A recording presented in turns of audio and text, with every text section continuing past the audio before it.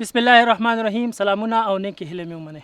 قدرمن لیدونکو، په افغانستان کې د کونډو یتیمانانو او د دې ترڅنګ په تعلیم په برخه کې قمر بنسټ په افغانستان کې ډېرې مرستې خلکو سره کومک کړی دی، حتی چې د تعلیم په برخه کې محصلین بهر ملکونو ته هم لیږي. د دې ترڅنګ قمر انسټیټیوټ چې په نړۍ ټولو مسلمانانو ته دینی خپرونې په بېلابېلو چوکاټونو کې وړاندې کوي.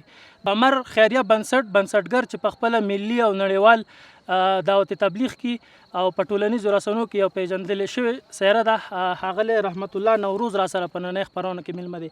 ستړي مه شئ، خیر اوسې، مننه چې موږ ته وخت راکړو. که ټولو ناول دې پوښتنې ته راشو چې څنګه تاسو دا سوچ وکړو، البته تاسو یو خارج هېواد کې وئ، تاسو څنګه دا فکر وکړو چې موږ به د افغانستان خلکو دپاره داسې یو خیریه بنسټ جوړ کړو چې یو خلکو ته به بیا هغې نه مرسته کوو؟ جزاک الله خیره.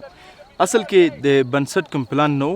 ما غوښتل چې کوم افغانستان نه بیرون دعوت کو هغه افغانستان ته راوړو، مختلف ډولو باندې. کله چې دلته موږ دعوت وکړو، تقریبا شپږ میاشتې کې دننه موږ پوه شو افغانستان کې غربت ډېر دی، نو بیا هم بنسټ جوړ کړو. دویم په یو مسلمان باندې وظیفه ده چې د خلکو هم دینی او غربتي مسؤلیتونه ادا کړي، چې خلک غربت کې پاتې نشي. دا زموږ وظیفه ده چې هغوی ته موږ خدمت وکړو، کار ورته وکړو. او بل که الله سبحانه وتعالی موږ ته هر څه راکړي، که موږ یې خارجي ملکونو ته وړي یو، که موږ ته دولت راکړی دی، که موږ ته مال راکړی، که موږ ته عزت راکړی، د هر څه پوښتنه کوي دا تاسو څه وکړل. او بل مهمه دا ده چې په ورځ د قیامت الله سبحانه دوی خلک نه پوښتنه کوي چې تاسو دا حالت چا تاسو باندې دا حالت راوست، څوک هم کومک ته راغی، نو آیا دا ښه ده چې زما نوم هلته وي چې دا مې کومک ته راغی، او که زما نوم هلته نه وي. بل دا موږ باندې امتحان هم دی چې موږ ته الله مسلمان راکړی، سهولت راکړی، او دوی خلکو ته نه ورکړی چې موږ دوی سره څه کوو. هغوی باندې جدا امتحان دی، موږ باندې جدا امتحان دی چې موږ په کوم د خپل ما څه کوو، او خلک په سختي او غریبي کې به څه کوي، هغوی صبر کوي که نه کوي. بیا موږ باندې جدا امتحان دی چې آیا موږ هغوی سره څه کوو. نو همدې اسلامي او انساني او افغاني مسؤلیت او د وجې نه موږ دا بنسټ هم شروع کړو. ښه، ډېره مننه. قمر بنسټ ولې د نورو بنسټونو نه مختلف دی؟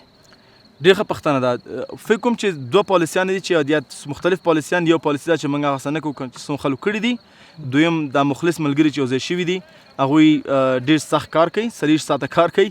الحمدلله د هغه وجه ده. بل موږ کوشش کوو چې بنیادي کارونه وکړو. او په افغانستان کې زما په علم کیدای شي وي، زما په علم ډېر کم بنسټونه چې هغه واقعا بنیادي کارونه کوي او خلکو ته خلک په پښو دروي. زموږ دغه پالیسي چې موږ خلک په پښو درو، که هغه تعلیمي دی، که هغه فکري دی، که هغه اقتصادي دی، فکر کوم دغه وجه نه موږ خلک جدا کړو. بیا زموږ سیسټمونه، که هغه زموږ ویب سایټ دی، که زموږ آنلاین ډونیشن سیسټم دی، که هغه زموږ سافټویر دي، که هغه زموږ سیسټمونه دي، فکر کوم چې دغه موږ خلک نه جدا کړي یو. او داسې که موږ خیریه ستاسو د بنسټ واخلو یا ټول قمر انسټیټیوټ هم دی داسې، بالکل دا ولې دومره په لنډ وخت کې دومره ډېر پرمختګ کوي، ډېر په مخ باندې؟ فکر کوم دا د الله فضل دی چې الله د څوک انتخابوي. کنه افغانستان کې 40 میلیون نفوس ژوند کوي، 6 میلیون د UN د 2020 کال د سروې مطابق د افغانستان نه بیرون ژوند کوي. دا الله سبحانه وتعالی موږ انتخاب کړو ناچیز انسانان، او اوس هم سپورټ کوي. نور کوم غټ کمال پکې نشته. که چیرته یو کس تاسو نه دغه پوښتنه وکړي چې یو کس یا تاسو ته 6 میاشتې یا یو کال مخکې تاسو سره کومک کړی وي، آیا تاسو دا کولی شئ چې د هغه ډیټیل، بشپړ ډیټیل تاسو هغه راوباسئ چې ستاسو مرسته په دې ځای کې یو دې کس ته ورکړل شوې ده؟ ولې نه، بالکل په دواړو سترګو. چې هر وخت کې چې موږ ته پیسې راکړل شوي، که هغه 10 کاله پې تېر شي، موږ ته خلک ویل چې دا رسید نمبر دی، دا رسید ته تا ته ما پیسې لیږلې دي، او زما پیسې په کوم ځای مصرف شوي دي، کوم تغیرات پرې راغلي، موږ ته د هغه میاشتې د هغه ورځ هر رپورټ ته ورکولی شو. دا ټول آنلاین؟ آنلاین هم لرو، موږ کویک بک لرو، موږ خپل ډیټابیس لرو، دا ټول ریکارډ کیږي. ښه، که چیرته اوس یو نفر راشي قمر خیریه بنسټ، زه فکر کوم چې داسې نه لري چې یو کس ته ډایرکټ اړتیا وي چې هغه څه ضرورت لري، تاسو سره مرسته کولی شئ؟ موږ ایمرجنسي کیسونه نه ډیل کوو. موږ ایمرجنسي کیسونه مخکې کول، مثل خلک هم شفاخانو ته څو مریضانو پاکستان پورې، هندوستان پورې، افغانستان کې داخل کې دا موږ بند کړل. 2 علتونه، یو چې زموږ بنیادی مقصد دا چې افغانستان کې غربت ختم کړو. صحیح دا اروپا درد کې دی، لیکن موږ غواړو داسې سلهاورونه درد نه ختم کړو. نو موږ هغه دپاره سیسټمونه لرو. قمر کیر کولی شي قمر کیر لاندې خپل ځان ته علاج وکړي مفت، لیکن موږ کوشش کوو چې دغه مریضان او ایمرجنسي کیس وانخلو. ایمرجنسي کیس کې زموږ یو کس سره کومک کوو، خو زموږ ټول وخت په یو کس مصرفیږي. د نه ښه چې موږ یو سیسټم باندې کار وکړو چې زرهاو خلک سره کومک وشي، ایمرجنسي کیس نه اخلو. که چیرته تاسو نه یو بل خیریه بنسټ تاسو ته وایي چې موږ سره مرسته وکړي چې موږ د خپل بنسټ له تاسو سره یو شان کو، آیا تاسو به سره دغه مرسته وکړئ؟ موږ خو دا خو ګرځو، اعلانات هم وکړل، نه په مسجدونو کې به کاغذونه به خپور کړو، راشي بسم الله په اتفاق سره کار وکړو. اتفاق اتحاد کې خیر دی، خو په دې شرط چې تاسو به د قانون سره برابر کار کوئ. پالیسیانې به ټول لري، که هغه سیف ګارډ پالیسي ده، که ډونیشن پالیسي ده، که هغه منیجمنت پالیسي ده، ټولې پالیسیانې به لرئ. سیستمونه هم بالکل کلیر وي، افغانستان دولت سره به ثبت اوسئ او هر څه برابر وي. بسم الله تعالی په خیر راشي، او موږ همیشه غلطه یو، په خیر راشي. ځینې خلک بس تاسو خلاف هم وي، آیا تاسو فکر کړی دی چې په افغانستان کې دننه تاسو سره څومره خلک موافق دي او څومره خلک خلاف دي؟ خلاف خو حتما، دا خو شک نشته چې یو ته یو کار کوي خلک په خلاف نه وي. بهترین انسان چې په دنیا باندې قدم ایښی او ګرځېدلی رسول الله صلی الله علیه وسلم دی. 1.3 بلین خلک هغه تعقیبوي، تقریبا 2.5 بلین خلک هغه راضي سره، د هغه نه ډبل خلک ورسره ناراضه دي. نو همیشه دپاره خلافت د دې معنی نه ده چې ته په غلط دی. صحیح شو؟ دویم الحمدلله موږ خلاف تر څو پورې اعتراض به خلک ولري او موږ غواړو خلک اعتراض وکړي.